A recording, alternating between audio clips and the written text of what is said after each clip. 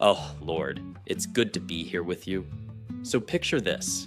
It's a Tuesday morning, around 10:30, and I'm standing in front of a coffee shop called The Daily Grind. Sounds innocent enough, right? Well, for me, this wasn't just a coffee shop. This was the final boss level of my anxious, socially broken existence. I stood there for what felt like 14 minutes, but was probably closer to 3, sweating through my shirt, rehearsing in my head how to order a simple black coffee, not a complicated drink, not some triple shot caramel macchiato with oat milk and a sprinkle of unicorn dust, just black coffee. And I couldn't do it. I literally could not walk through that door because I knew I'd have to talk to the barista, and talking to strangers felt like volunteering for psychological torture. Now, before we go any further, let me make an important note here. If you're vibing with this story, if you've ever felt like a complete social disaster, do me a solid and hit that subscribe button for Confident Connection Lab. We're building a community of people who used to suck at talking to humans, and trust me, you're gonna wanna stick around for what comes next. But real quick, I'm curious, where are you watching this from right now? Drop a comment and let me know your city or country, because I wanna know where my fellow anxious humans are hiding out. Seriously, pause after this sentence and go comment. I'll wait. So back to that Tuesday morning disaster. I eventually walked away from that coffee shop without ordering anything. I went home, made instant coffee that tasted like sadness, and sat there wondering what the hell was wrong with me. See? This wasn't an isolated incident. This was my entire life. I had become a ghost, floating through existence, avoiding eye contact, taking the long route to avoid saying hello to neighbors, pretending to be on my phone when someone walked by. I was 23 years old, and I had mastered the art of being invisible. The problem? Being invisible sucks. Like, really, genuinely, soul-crushingly sucks. Here's what nobody tells you about social anxiety and stranger avoidance. It doesn't just make you awkward at parties, it makes you a prisoner. Every decision I made was filtered through this one question. Will I have to talk to someone I don't know? Grocery shopping at midnight to avoid crowds. Ordering everything online. Skipping job opportunities because they required networking.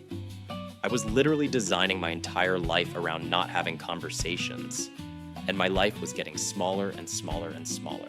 I remember one specific moment that broke me.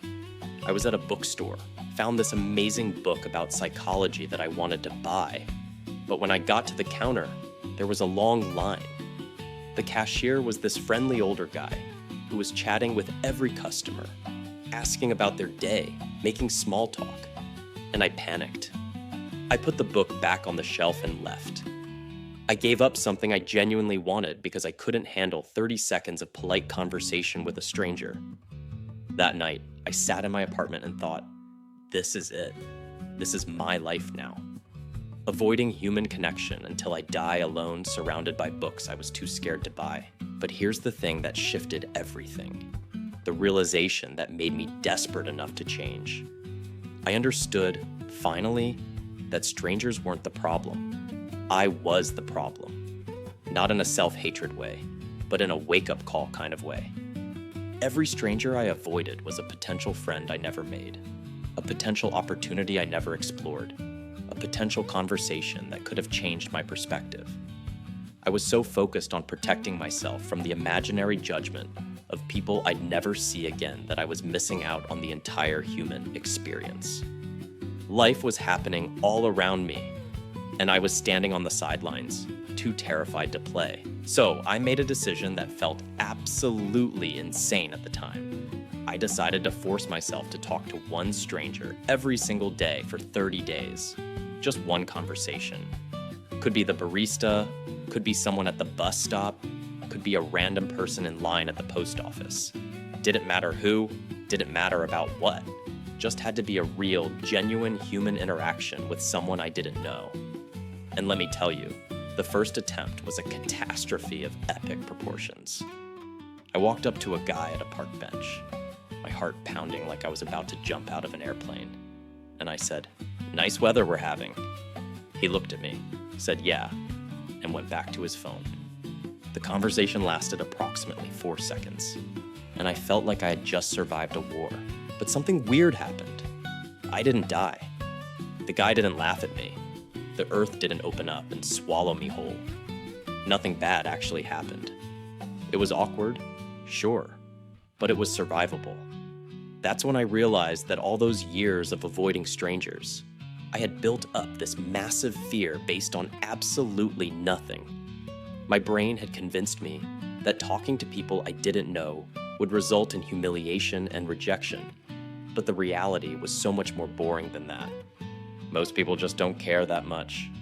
They're too busy thinking about their own lives, their own problems, their own awkward moments. This chapter of my life, this rock bottom moment standing outside a coffee shop too anxious to order a drink, this was the beginning of everything.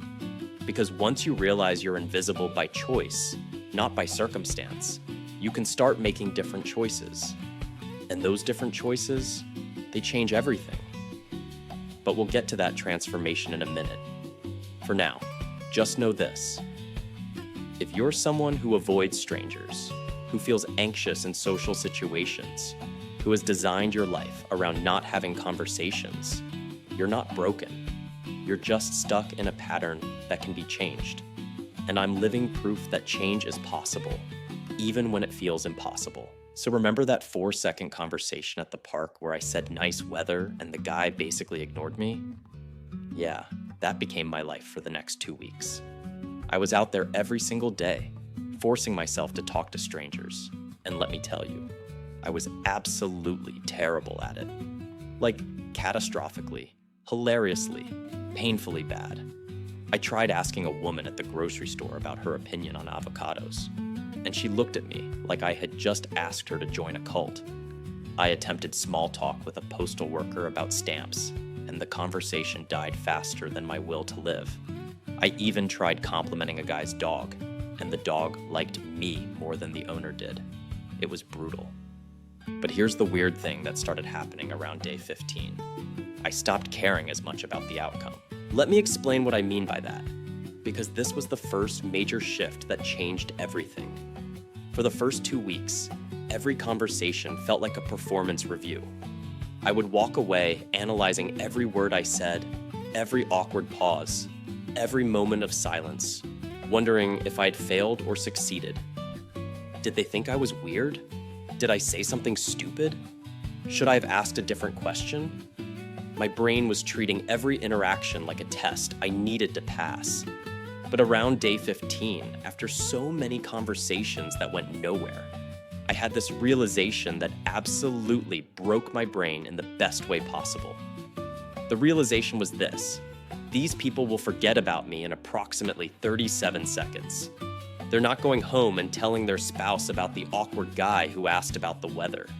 They're not lying awake at night thinking about our conversation. They've already moved on with their lives, and I'm the only one still obsessing over a 5-second interaction that meant nothing. Once I understood that, everything shifted. I stopped performing and started being curious. Instead of trying to say the right thing, I started asking questions I actually wanted answers to. Instead of forcing conversations, I started noticing opportunities for genuine connection. And this is where things got interesting, because when you stop trying to impress strangers and start trying to understand them, conversations become completely different. I met this older guy at a bus stop around day 22, and instead of my usual scripted small talk, I just asked him where he was heading. Turns out he was going to visit his daughter, who had just had a baby. He talked for 8 minutes straight about becoming a grandfather, showed me pictures on his phone, told me about how scared and excited he was. And I didn't say much. I just listened. When he got on his bus, he shook my hand and thanked me for the conversation. That's when I realized I'd been doing this all wrong. See, I thought confidence with strangers meant being charming, witty, always knowing what to say. But real confidence with strangers is way simpler than that. It's about being genuinely interested in other humans. It's about asking one more question instead of letting the silence win. It's about realizing that most people are just as awkward as you are. and they're secretly grateful when someone makes the effort to connect. I started experimenting with this new approach. At coffee shops, instead of just ordering and leaving, I would ask the barista how their day was going and actually wait for the answer. At the gym, instead of avoiding eye contact, I would nod and say hello to the regulars. At the bookstore, I would ask employees for recommendations and have actual conversations about books. And something wild started happening. People responded, they smiled, they opened up, they remembered me. By day 30 of my Stranger Challenge, I wasn't the same person who stood outside that coffee shop, too anxious to order. I talked to 30 different strangers, had at least a dozen meaningful conversations, and collected more random stories than I knew what to do with. But the real transformation wasn't about the conversations themselves. It was about how I saw myself. I was no longer the invisible guy hiding from human connection. I was someone who could walk into any room and start a conversation with anyone. Not because I had become some smooth talking social genius, but because I had stopped being afraid of awkwardness. I had learned that awkward moments don't kill you. They just make for better stories later. The life changes that came from this were honestly surprising as hell. I got a better job because I wasn't terrified of the networking event where I met my future boss. I made actual friends, not just acquaintances, because I had learned how to move past surface level conversations. I even started dating, which was its own disaster at first, but at least I was trying instead of hiding. My entire world expanded because I had stopped treating strangers like threats and started treating them like potential connections. And here's the thing that still blows my mind. All of this happened because I forced myself to have 30 uncomfortable conversations. 30. That's it. 1 month of intentional discomfort completely rewired how I interact with the world. So if you're sitting there right now thinking, you could never do this, that you're too anxious, too awkward, too broken to change, I need you to hear me. You're not. You're just scared. And that's okay. I was scared too. But scared doesn't mean stuck. You don't need to become a different person. You just need to start having conversations, even when they're uncomfortable, even when they're awkward, even when they go nowhere. Because every single conversation, good or bad, is training your brain that talking to strangers won't kill you. And once your brain gets that message, everything changes. Before we wrap this up, if this story resonated with you, if you're ready to stop being invisible and start connecting with the world, hit that subscribe button for Confident Connection Lab. We're building something special here, a community of people who are choosing connection over comfort, and I want you to be part of it. The journey from anxious to confident isn't a straight line. It's messy, awkward, and full of moments where you want to give up, but it's worth it. Trust me, every uncomfortable conversation is a step toward the life you actually want to live. So go out there and talk to a stranger. You might be surprised by what happens.